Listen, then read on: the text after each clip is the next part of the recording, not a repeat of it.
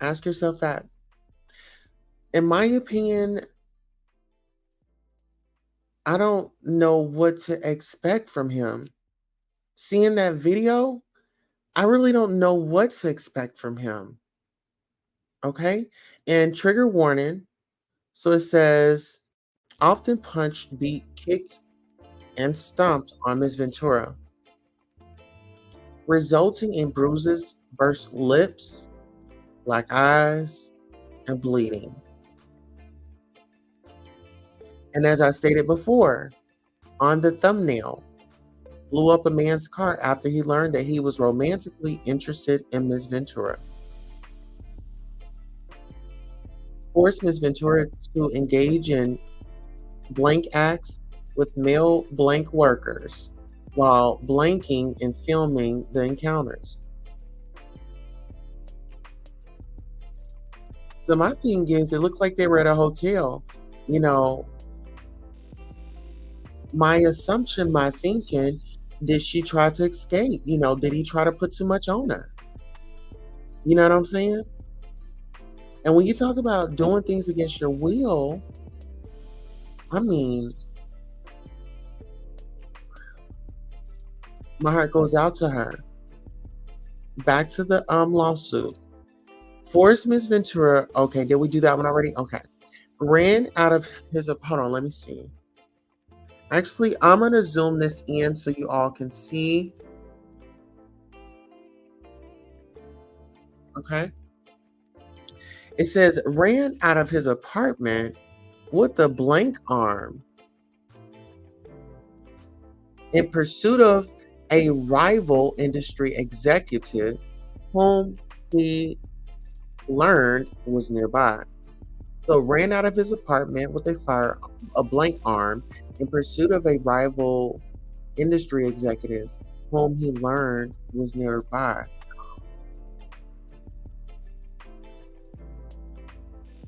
Okay. So it says demanded that Ms. Ventura to carry his blank arm in her purse just to make her uncomfortable and demonstrate how dangerous he is. And introduced Ms. Ventura to a lifestyle of excessive alcohol and substance abuse, and required her to procure illicit prescriptions to satisfy his own addictions. Now, I want y'all to let that just resonate. Let that settle in. Let that settle in. You have a young woman, right? When you talk about these substances and how they are playing a part in this whole situation, is she really in her right mind? Is she able to make a rational decision? You know what I'm saying? In my opinion, I'm not a doctor. This is from observation. No, she wouldn't be in her right mind. You know, and then to be forced to engage with these such individuals, like I'm pretty. Was there any health records discussed? Did anybody bring any papers? But see, even with that, people will doctor up something in a quickness. Some people will doctor up something like that in a quickness. I'm just saying, just speculation. All this is speculation. All right, number 4. Ms. Ventura met Mr. Combs in 2005 when she was 19 years old and he was 37 years old. Now, right there, I want to take it right there. Okay, so she was 19. Can you all think back to like when you were 19, what you were doing?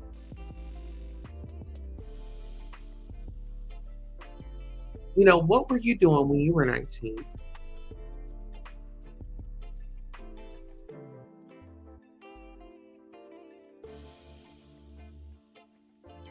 Well, me, I know I was trying to figure out life. you know,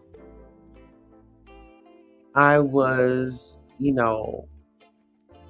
don't know. I was like just being, I mean, not really a, not, I wasn't even an adult. I was irresponsible. I can say that. Like when I was 19, I was irresponsible to a certain extent, you know? I was irresponsible to a certain extent. Let's see. All right. All right. So she was 19 years old and he was 37 years old. He signed her to his label Bad Boy Records. And within a few years, lured Miss Ventura into an austin- ostentatious,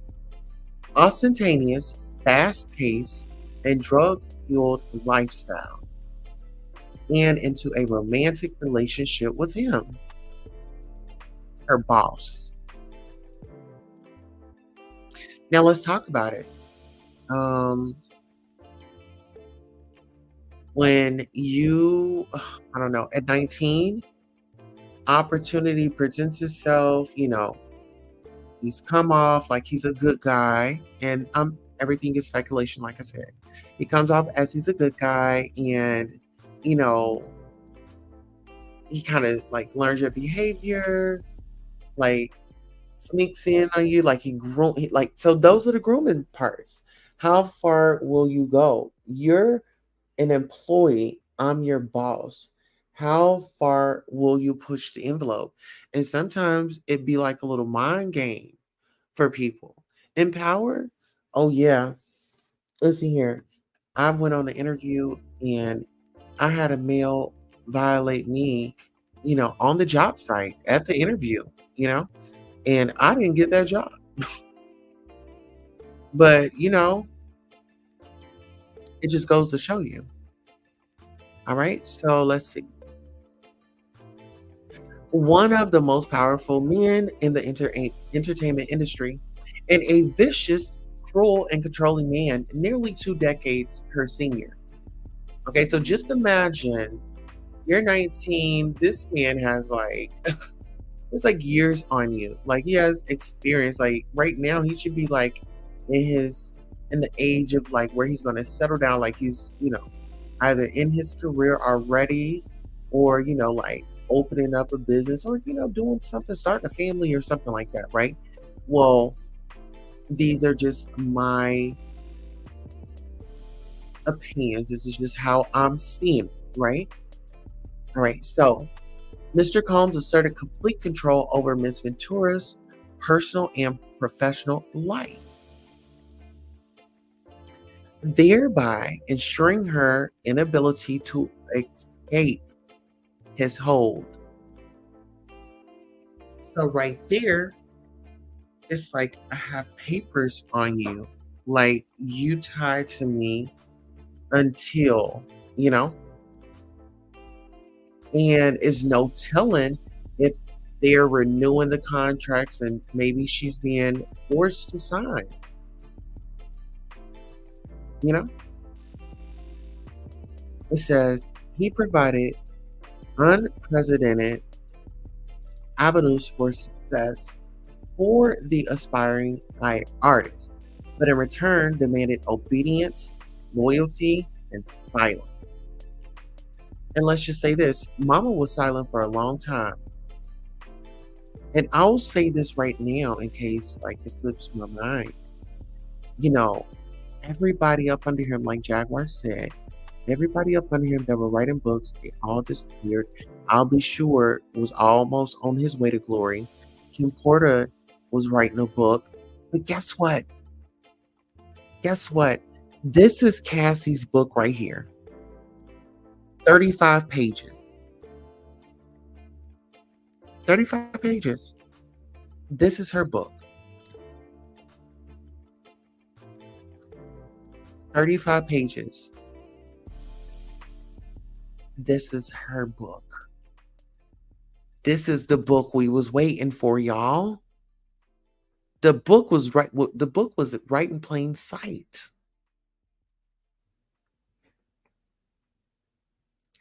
Through their relationship, Mr. Combs was prone to uncontrollable rage and frequently beat Ms. Ventura savagely. These beatings were witnessed by Mr. Combs' staff and employees of Bad Boy Entertainment. and Mr. Combs related businesses, but no one dared to speak up against their frightening and ferocious boss. Oh, yeah. I remember one time I got touched on the job and I told and I got fired. So it happens, people. Just giving you an idea of like how y'all like this is the real world. Some people abuse their power.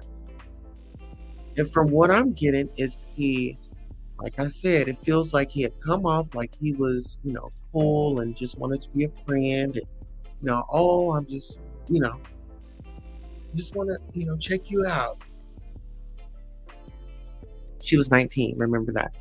Okay, so it says, following these episodes of horrific abuse, Mr. Combs would immediately attempt to hide Ms. Ventura and the evidence of his violent rage. Okay, so it says he would attempt to hide the evidence. Okay.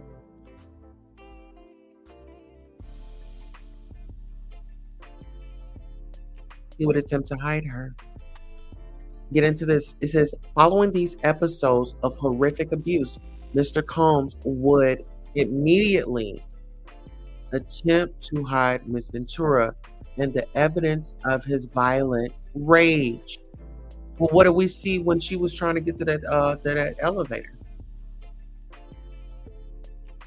It seemed to me that he was hiding her from anybody to see her like that.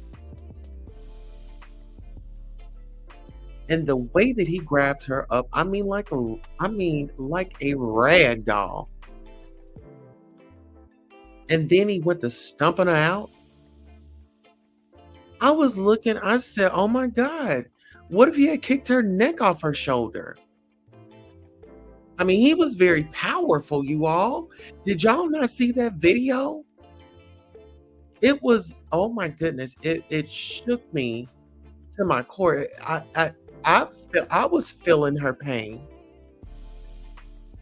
My mom, I saw my mom get done like that. And I was a child, y'all.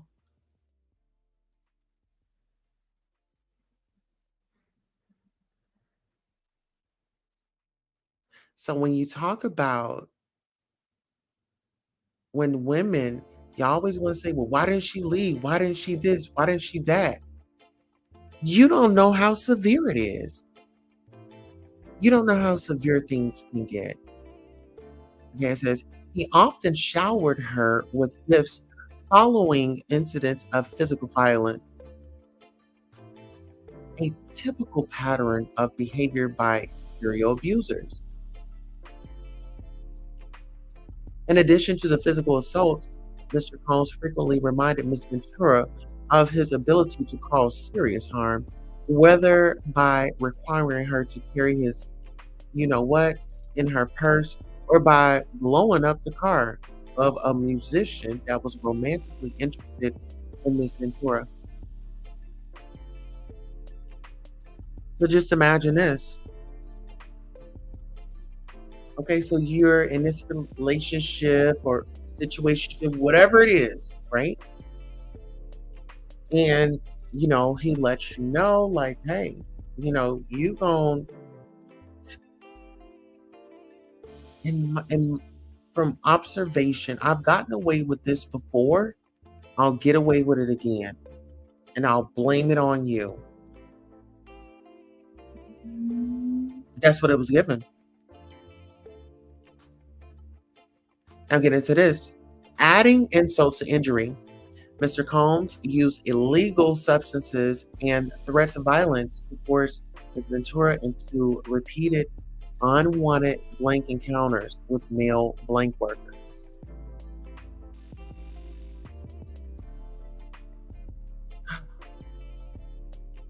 Over the years, Mr. Combs abused Ms. Ventura physically and sexually. She again and again tried to escape his tight hold over her life. Every time she hid, Mr. Combs' vast network of corporations and affiliate entities found her, and those who worked for Mr. Combs' companies implored her to return to him. Many went as far as to explicitly state that her failure to return to Mr. Combs would hinder her success in the entertainment industry. She believed that she had finally separated from her longtime abuser. She joined Mr. Combs for a dinner, after which he forced her into her home and blanked her while she repeatedly said no and tried to push him away. All right, now getting into this, it says Miss Ventura has now fully escaped Mr. Combs, but the harm that the assaults and sexual abuse he caused her to experience for nearly a decade will forever haunt her. She has required intensive medical and psychological care to recover from the trauma she lived through. She cannot, however, continue to live in silence about what she endured. Mr. Combs remains immensely powerful and immensely dangerous. Miss Ventura therefore seeks justice for the decade of her life that Mr. Combs took away from her with threats of violence, excessive use of drugs, physical and psychological abuse, and sexual slavery.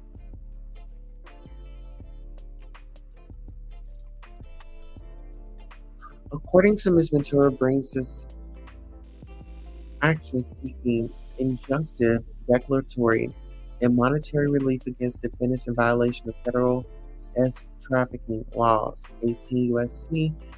1591, TSQ, the New York State Human Rights Law, NYEXEC.law, 290 ETSEQ, NYSHRL, the New York Human Rights Law, NYC Admin Code 8-101, ETSEQ, NYCHRL, the Gender Motivated Violence Act, NYC Admin Code 8-901, ETSEQ, GMVA, the New York Services for Victims of Human Ticketing, NY serves law 483-BB, California Sexual SA and Cover Up Accountability Act, cal.civ.proc 340.16, and the California Trafficking Victims Protection Act, now Civil Code 52.5. Jurisdiction and venue. This court has jurisdiction pursuant to 28 U.S.C. 1331 and 1343 at this action asserts violations of 18 U.S.C. 1591 ATSEQ and therefore raises federal questions regarding the deprivation of plaintiffs' rights. The court has supplemental jurisdiction over plaintiffs' related claims arising under state and city law pursuant to 28 U.S.C. 1367A. Pursuant to 28 U.S.C. 1391B, venue is proper in this court because a substantial part of the event or omissions giving rise to this action, including the unlawful.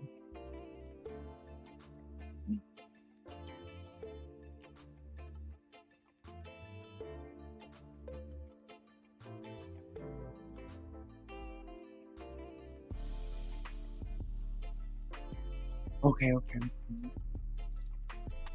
Oh, this is illegal. Okay, so these are the parties. Okay. So pretty much, y'all already know that she went down the whole list, all of his companies. And I want to let you all know this, like, Diddy didn't pay her that. Diddy's he had insurance in place, and what he did is he paid a deductible. So when y'all think it's 30 million, it didn't come from him. It had come from the insurance that he had on him in case anything like this happened. Okay? So the factual allegations. Teenage Miss Ventura meets middle-aged Mr. Combs as her career begins. Now listen, she was still 19. She was not 20. She was not in her 20s. She was still in her teens. She wasn't able to turn 21 before. Listen here. Before we get to this, let's see where we are on time. Okay. I think that this is a safe space to go off. And if we decide to come back, we'll come back here on the same channel, same place. We'll look at more videos, what's going on. If you all just let me know that you are liking the content, please like, share, and subscribe. And we'll be back. We'll do this in parts. So this will be part 1 because, of course, we have 35 pages. We're just on page 6. So that way everybody can kind of keep up. And if, you missed part 1, you can get on over there to part 2. Okay? All right? I am your host, Queen Tulsa. I want to thank you all so much for coming out and relaxing with the Queen. Until next time, we want to thank you. Oh, we definitely got to thank you.